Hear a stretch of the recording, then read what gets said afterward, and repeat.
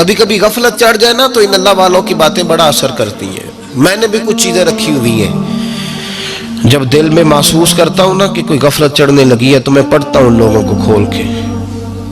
میرے محبوب پاک کے صحابہ میں سے ایک نام حضرت سعید بن عامر کا بھی ہے.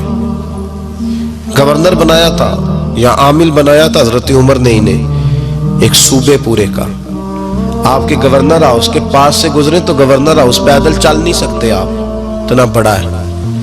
تو یہ وہ گورنر تھا کہ ایک دفعہ مال غنیمت بہت زیادہ آیا تو حضرت فاروق اعظم نے اس صوبے کے لوگوں کو کہا کہ ایک شخص جو مالیات کا وزیر تھا، وزیر خزانہ تھا، اس کو جناب عمر فاروق رضی اللہ تعالیٰ عنہ نے کہا، وزیر خزانہ اس صوبے کے جہاں حضرت سعید بن عامر گورنر تھے، کہا کہ غریبوں کی لسٹ بنا کے بھیجو، میں فنڈ لگانا چاہتا ہوں. تو جب لسٹ بن کے آئی تو چوتھے نمبر پہ گورنر صاحب کا نام بھی لکھا تھا. تو حضرت عمر فاروق رضی اللہ تعالیٰ عنہ نے حضرت سعید بن عامر سے کہا، یار تو غریب تھا، مجبور تھا، تنگ دست تھا، تیرے صوبے کے لوگ کہہ رہے مجھے کیوں نہیں بتایا؟ حضرت سعید لگے، عمر پہلے تو وہ بندہ مجھے بتا جس نے میرا پردہ کھولا ہے. تو بندہ تو بتا، میں جانوں، میرا رب جانے، میں غربتوں کے رونے چوکوں میں کھڑا ہو کے نہیں روتا. میرے پاس کو رنج و علم ہو تو میں اپنے رب کی بارگاہ میں عرض کرتا ہوں، میں اپنے محبوب کو بتایا کرتا ہوں، میں غربتوں کے رونے دنیا داروں کے سامنے نہیں روتا. حضرت عمر گئے، گورنر صاحب کے مقرر کرنے کے بعد 2-4-5 مہینے کے بعد جب حضرت سعید بن عامر کی گورنری کو تھوڑا وقت گزر گیا تو حضرت عمر کا طریقہ تھا، گورنروں کا پتہ کرتے تھے. آپ کا طریقہ یہ تھا کہ جس علاقے کا گورنر ہوتا ہے اس کی جامع مسجد میں سب لوگوں کو جمع کرتے اور پھر گورنر کو بھی بلاتے. تو کہتے کوئی شکایت ہے گورنر کی تو بتاؤ. مسجد میں جمع کیا، لوگ اکٹھے ہو گئے. حضرت فاروق اعظم رضی اللہ تعالیٰ عنہ نے فرمایا، گورنر کی کوئی شکایت ہے تو بتاؤ. تو صوبے کے لوگ کہنے لگے 4 شکایتیں ہیں گورنر صاحب کی. سننا ذرا دل کھول کے، 4 شکایات. کون سی؟ کہ پہلی شکایت یہ ہے کہ جب یہ نئے نئے آئے تھے تو فجر کے بعد مسجد میں بیٹھ جاتے تھے، جس کا دل کرتا تھا مل لے. اب یہ فجر پڑھ کے گھر چلے جاتے ہیں اور اشراق چاشت کے وقت 8-9 بجے آتے ہیں. دوسری شکایت یہ ہے کہ یہ پہلے رات کو بھی ملتے تھے، اب صرف دن کو ملتے ہیں، رات کو نہیں ملتے. اور تیسری شکایت یہ ہے کہ ہفتے میں ایک دن ملتے ہی نہیں. چوتھی شکایت یہ ہے کہ کبھی کبھی روتے ہیں تو بے ہوش ہی ہو جاتے ہیں. کتنی دفعہ ملے ہو اپنے ایم این اے کو؟ بولے کتنی دفعہ ملے ہو؟ ووٹ اپنی مرضی سے دینا پر سوال کا جواب تو دو نا. کتنی خادم نہیں قوم کا؟ خادم نہیں، کتنی دفعہ ایم پی آپ کا حال پوچھنے آیا ہے؟ کس مسجد کے دروازے پہ بیٹھا ہوتا ہے؟ یہ گونگا بہرا اور اندھی جمہوریت ہے؟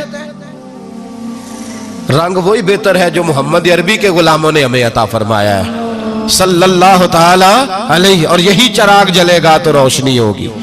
حضرت سعید بن عامر گورنر، اور میں اکثر کہتا ہوں اسی دھرتی پر یہ وہ نور والے لوگ تھے جنہیں میرے رسول نے نور عطا فرمایا تھا. یہ ہے تربیت میرے نبی پاک کی. حضرت عمر نے گورنر کی طرف دیکھا، فرمایا بتائیں جناب آپ کی شکایت آئی ہے. پہلی شکایت یہ ہے کہ آپ پہلے فجر کے وقت ملتے تھے، اب اشراق چاشت میں ملتے. حضرت سعید بن عامر رضی اللہ تعالیٰ عنہ کہنے لگے، حضور اگر آپ نہ ہوتے کوئی اور پوچھتا تو میں کبھی نہ بتاتا. حضور میری مجبوری یہ ہے کہ میری بیوی بیمار ہو گئی ہے اور معذور ہو گئی ہے ٹانگوں سے. میں غریب آدمی ہوں، نوکر نہیں رکھ سکتا. اس بھلی مانس عورت نے 30 سال میری نوکری کی ہے، اب وہ بیمار ہو گئی ہے تو کیا میں اس کو چھوڑ دوں؟ میں سویرے اٹھ کے اپنے گھر میں جھاڑو دیتا ہوں، برتن دھوتا ہوں، آٹا گوندتا ہوں، روٹی پکاتا ہوں اور اپنی باوفا بیوی کے منہ میں لقمے ڈالتا ہوں. حضور وہ پخانہ پیشاب کرتی ہے تو وہ بھی میں صاف کرتا ہوں. وہ میری ذمہ داری جو ہوئی تو ذرا دیر ہو جاتی ہے. بس پہلے سوال کا جواب آیا تو لوگ کہتے ہیں ہمارے جسم کے رونگٹے کھڑے ہو گئے. پھر کہا آپ کی دوسری شکایت یہ ہے کہ آپ ہفتے میں ایک دن ملتے نہیں. تو حضرت سعید بن عامر کہنے لگے، حضور کاش یہ لوگ مجھے رسوا نہ کرتے، کاش سریعام نہ پوچھتے تو میرے اور میرے رب کا راز تھا، یہی بہتر تھا. فرمایا कह चुका हूं ना, गरीब हूं, जोड़ा एक ही है मेरे पास। ठंड का मौसम है तो हफ्ते में एक दिन कपड़े धो के खुश्क होने को डाल के बीवी के कपड़े पहन के बैठा रहता हूं। और जरा शाम हो जाती है बाहर आने में तो क्या करूं, नहीं आ पाता। का तेरी तीसरी शिकायत यह है कि तू रात को नहीं मिलता, सिर्फ दिन को मिलता है। तो हजरत उमर कहते हैं अपनी सफेद दाढ़ी जनाब सईद बिन आमर ने जोर से पकड़ ली। कहने लगे उमर यार इधर देखना, है कोई बाल काला, सफेद नहीं हो गए सारे? इसका मतलब है फल पक गया, पता नहीं मालिक कब बुला ले। गुनाहों की लिस्ट बड़ी लंबी है। मुसल्ले पे बैठ के मालिक को मनाता रहता हूं, उसको कहता हूं यहां पर्दे रखे हैं तो वहां भी मेरे पर्दे रखना। मैं सारी रात दिन मैंने रखा हुआ है मखलूक के लिए, रात रब के लिए रखी है। उमर क्या करूं, वहां भी तो जाना है ना, नहीं मिल पाता। हजरत उमर की आंखें आंसुओं से भर गईं। फरमाया चल चौथी बात बता। कभी कभी बेहोश क्यों हो जाता है रोते रोते? तो फिर रोने लगे। कहने लगे हुजूर मैंने 40 साल की उम्र में कलमा पढ़ा है।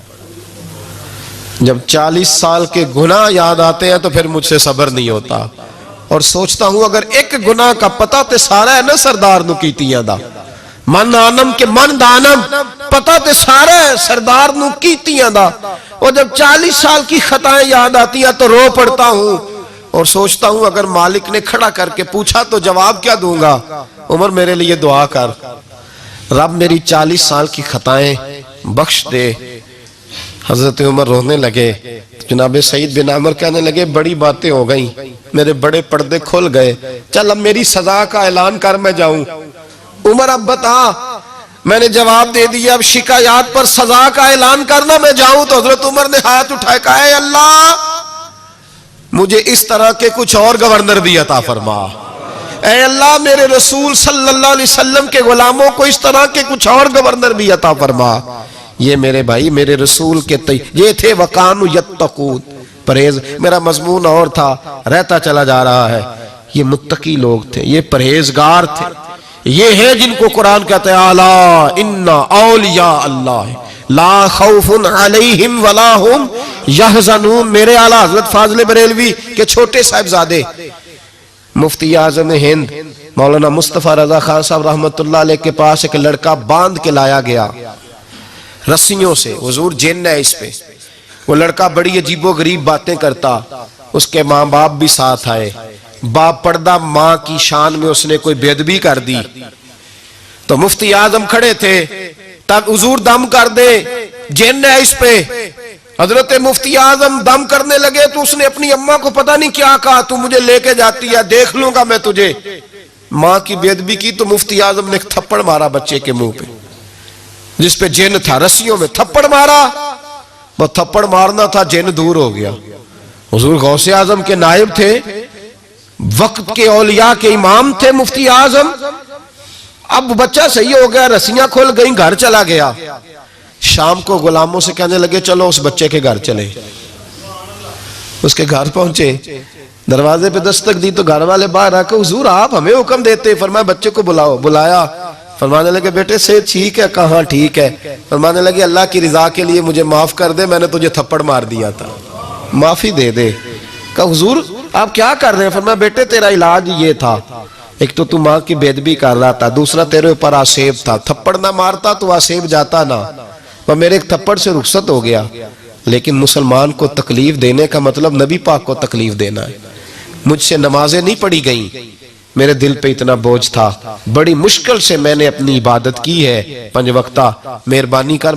ये थे मुत्तकी लोग, मुत्तकी परहेजगार, जरा भी अल्लाह की नाफरमानी से डरते थे। इन औलिया की मोहब्बत जरूरी है, इन औलिया की मोहब्बत, इनका प्यार ये बहुत जरूरी है। ये वली बड़ा कुछ देते हैं, इनकी मोहब्बत बड़ा कुछ अता करती है।